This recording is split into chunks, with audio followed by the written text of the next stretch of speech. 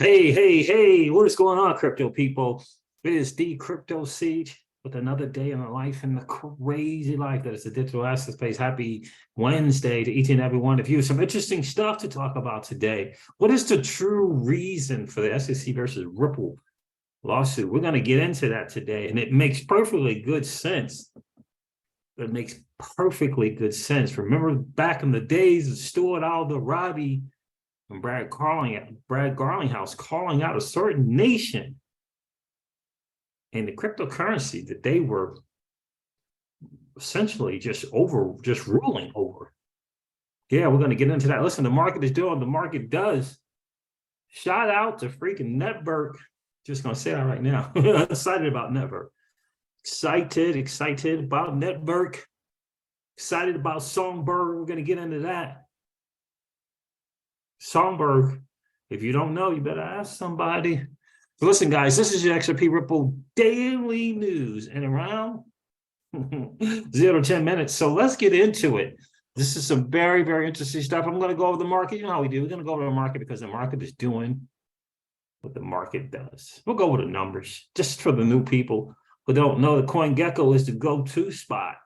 CoinGecko.com, the go-to spot for the latest and greatest on the markets, coins, new coins, different ecosystems like Algorand or freaking Arbitrum or Harmony. Yeah, you can just click on Arbitrum Harmony ecosystem. Just click on Arbitrum ecosystem. It'll take you to all the projects in that particular ecosystem. Absolutely love CoinGecko. Love them. So listen, the total cryptocurrency market cap is at 854 billion. Is that correct? That would be down for all the new people from over 3 trillion. That's right, the marketplace that you and I are actively involved in. At one time, the total cryptocurrency market cap was 3 trillion. Yeah, 3 trillion with a T. It's currently trading, it's currently 854 billion. The Bitcoin dominance is at 38%. Not a great number. And Bitcoin is currently trading at $16,840. Ethereum is trading at $1,252. And XRP is trading at 34 cents. Nothing significant to report on the 7-day. Again, I've been doing my homework on network.co. Will you? I've been doing my homework on flare.xyz. Will you? Now it's flare.network. Will you? I've been doing my homework on the XRP Ledger and the automatic market maker. Will you? It's time to level up in 2023, guys. It is time to level up. And speaking of leveling up, the XRP Ledger, yeah, got a new amendment. XRP Ledger gets new amendment. Here's what it should fix. Here's what it will fix. A new amendment on the XRP Ledger gets critical number of votes. Let's look what it's about. The vote to apply the new amendment to the XRP Ledger reached a consensus of 82.35%, with 27 out of 34 validators voting so far, according to XRP Scan. The vote will last for another 2 weeks until January the 17th. So let's take a look at what it could change or fix in the XRP Ledger. Now, stay tuned because I'm going to get to the importance of this ledger. I'm going to get to the importance of this SEC versus Ripple lawsuit, which is about the ledger and the asset that's on it, and the IOP that is interoperable with that ledger, the Internet Ledger Protocol, the IOP. I'm going to get into that. I'm telling you, it makes perfectly good sense. This BRICS nation ain't just because. It's not because, those dudes were bored, wanted to come together. Nope. An amendment called Check Cash Makes Trust Line is designed to automatically create a trust line to hold any XRP Ledger token received via a check. What? Any XRP Ledger token received by way of a check. The innovation is designed to increase the efficiency and speed of the system. When previously, to cash a check, one hand had to create a trust line for the token being received manually through the sending of a special transaction. The amendment is more of a patch to an earlier checks innovation. I remember the earlier one, which introduced paper check functionality to the XRP Ledger. Although the innovation was reduced more than 2 years ago, the patch to it is only now being adopted trust lines all over the freaking place. The previous major amendment to the XRP Ledger couldn't be considered the XLS20, that's that NFT thing, which introduced full functionality to create and use NFT applications. The Ledger is getting better and freaking better and freaking better. I'm going to share a little bit of a thread from Brad Garlinghouse because look, he's optimistic, and I that's cool. Cautiously optimistic, I will use, right? And that's cool. But remember, this is something that he put out. Current administration put out a kind of thread like this with the change, from the old to the current administration. Put out a thread like this when hashtag Gary Gensler's not your friend. All of these are hoping for a bigger, brighter future. All things considered, now we got a new change, and that's in Congress. So he's putting out a new thread again in hopes of a better day for the digital asset space. He says, today is the first of the 118th Congress. While prior efforts at regulatory clarity for crypto in the U.S. have been stalled or have stalled, I am cautiously optimistic that 2023 is the year we finally see a breakthrough. Here's the challenge. I think the BRICS nation has a little something to do about that. A little something. We have to pay attention. We can't keep our head in the sands. We can no longer afford to be naive about the big picture. And the reason why I say that is you have an opportunity to change things with your vote and kind of putting that money where your mouth is. Do you want the next digital asset space to be controlled by the BRICS nations and their monetary, fiscal, and social policies? Yeah, I don't. Not me. I don't. A thread, says Brad Garlinghouse, on why support for regulation is bipartisan. A thread for why. That's what he says. A thread for why. He says, number one, support for regulation is bipartisan and bicameral. Leaders like Patrick Henry and Representative Tom Emery, Richie Torres, Congressman Thompson, Senator Gillibrand, Senator Loomis, Cory Booker, Mr. Khanna, have publicly supported blockchain and recognized the need for clarity. We're not working with a blank slate. Prior bills have tried to address everything from stablecoins and centralized exchanges, in parentheses, the RFIA and the DCEA. Those are some, proposed bills. Clearer definitions of what constitutes a digital asset security, like the Securities Clarity Act, and safe harbors, the Clarity for Digital Tokens Act. The safe harbor is one to pay attention to, in my opinion, and more. No bill is perfect, and there likely never will be one that satisfies everyone, but perfect shouldn't be the enemy of progress. Indeed, these proposals provide more than a starting block for debate in this new Congress. The stakes couldn't be higher. Singapore, the EU, Brazil, and Japan all have crypto frameworks, and the UK is well ahead of the US.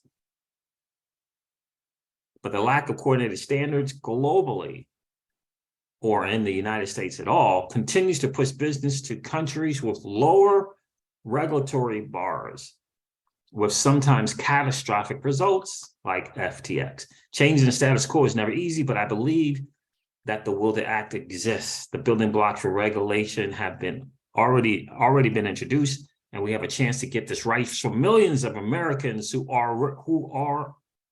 already are and willing to be interested in crypto.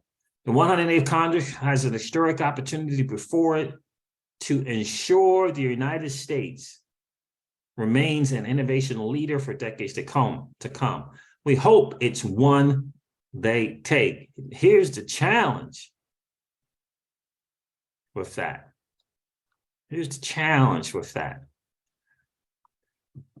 This is an article from the Washington Examiner. It says, Trump spy chief seeks SEC scrutiny of Chinese dominance in cryptocurrency. You guys remember that back in 2020? Remember that article?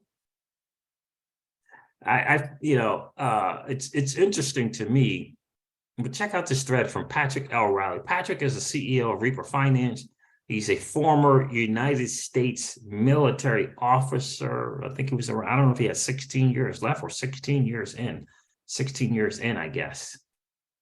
Interesting guy. I've been doing my homework on him. I'm not going to go through his thread until I do some more research on him, but interesting dude. He says, if you're here because of XRP, yes, this ties in. BRICS, China-backed Dems are the higher power pushing the SEC to prevent XRP adoption in the US. How many times have we said that on this channel about the good old US of A letting the current US administration letting a US-based company with the brilliance that is the XRP Ledger and ILP and the greatest digital asset ever created, with the RippleNet that is bringing on more and more financial banks, a network coming together, and with a product in cross-border payments that can change the world in terms of ODL, can change the world in terms of cross-border payments, I should say. And all the nations agree that we need a change in cross-border payments. And we're going to let that technology hang out in Japan, hang out in Singapore, hang out in UAE, and we're not going to take advantage of it. What's going on? What's going on with that? This is what Patrick L. Riley says. If you're here because of XRP, yes, this ties in. BRICS, in parentheses, China-backed Dems are the higher power pushing the SEC to prevent XRP adoption in the US. It's Patrick Riley's words. To prevent XRP adoption in the US. Gary was HRC's CFO. MIT professor, SBI laundering connected, guys. The SBF laundering is connected, he says. Remember all this access? It kind of ties in. Why is this $250 million put up by a couple of people, not family members, to get this dude out of prison? What do you think is going to happen next with this guy? I personally believe this dude is not going to be available for trial.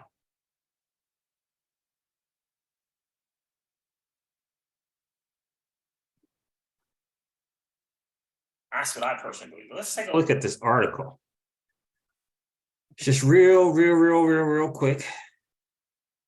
Trump, spy chief, seeks SEC scrutiny of the Chinese dominance in crypto. Since November of 2020, the U.S. intelligence community is raising concerns about this particular party, the CCP's influence over digital currency, with the Securities and Exchange Commission tried to tell us.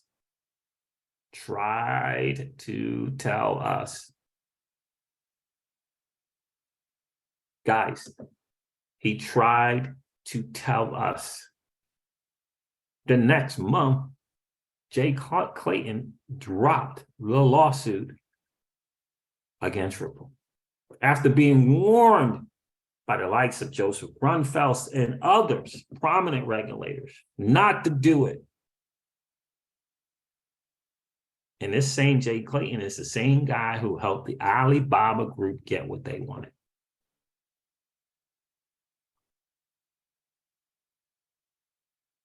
The enemy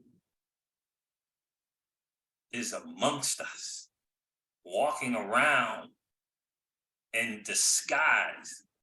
It's amongst us. It's infiltrated the U.S. Whether it be legislative, Congress, and God hope it's not the judicial, but it has infiltrated. People have sacrificed their country for currency. Sacrificed their country for currency.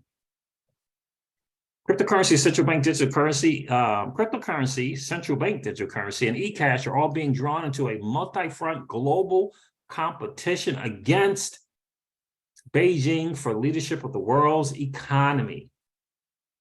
prompting pushback from the Trump administration, reminiscent of how the government reacted to Chinese telecom giant Huawei managing to dominate much of the 5th-generation wireless technology markets worldwide.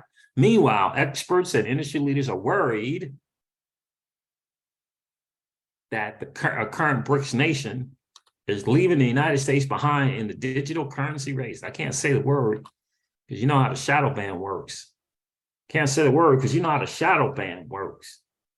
The Washington Examiner has learned that the Director of National Intelligence, John Ratcliffe, wrote a letter to SEC Chairman Jay Clayton earlier this month, pointing to concerns that the U.S. has about current BRICS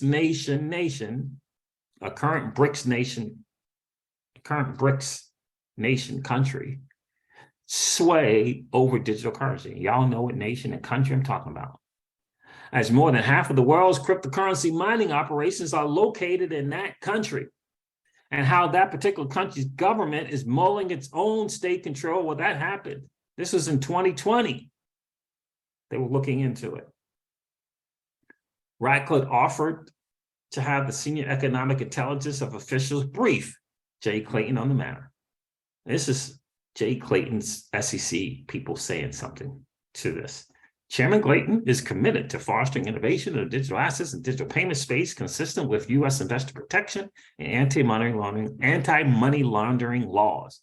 An SEC spokesperson told the Washington Examiner.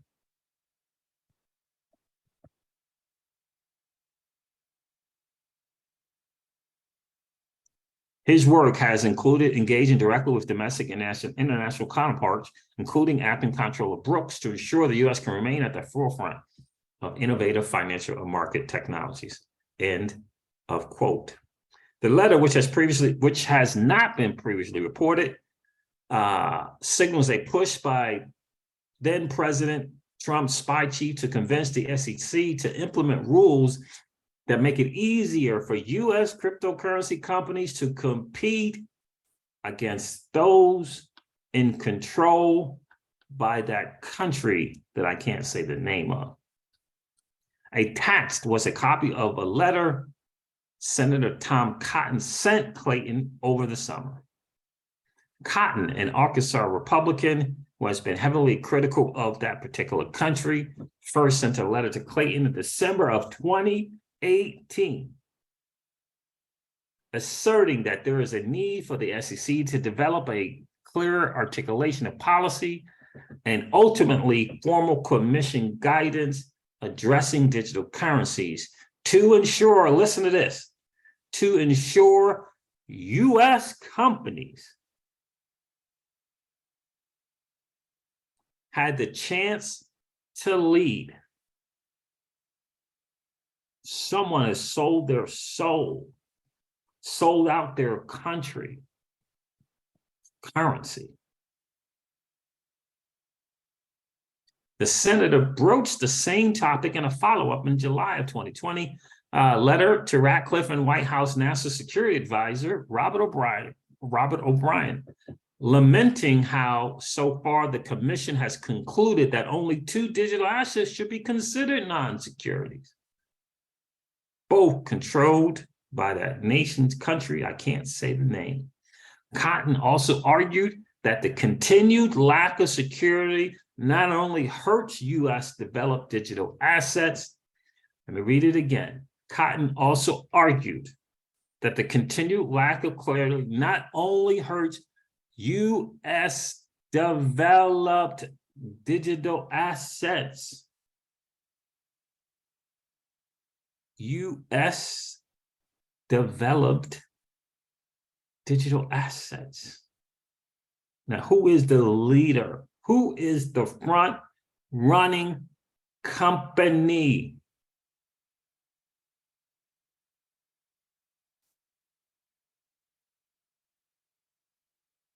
You got to forget where Ethereum is. You got to forget who started Ethereum. You got that ain't U.S. It ain't. The continued lack of clarity not only hurts U.S. developed digital assets, it puts American national and economic security gravely at risk. I can't wait to cover this on. I'm going to do a live stream about this one. This is the truth. This is the real reason. It all makes sense when you think about that. It all makes sense when you think about that. Because the challenge, unfortunately, is if you can be bought, you can be bought.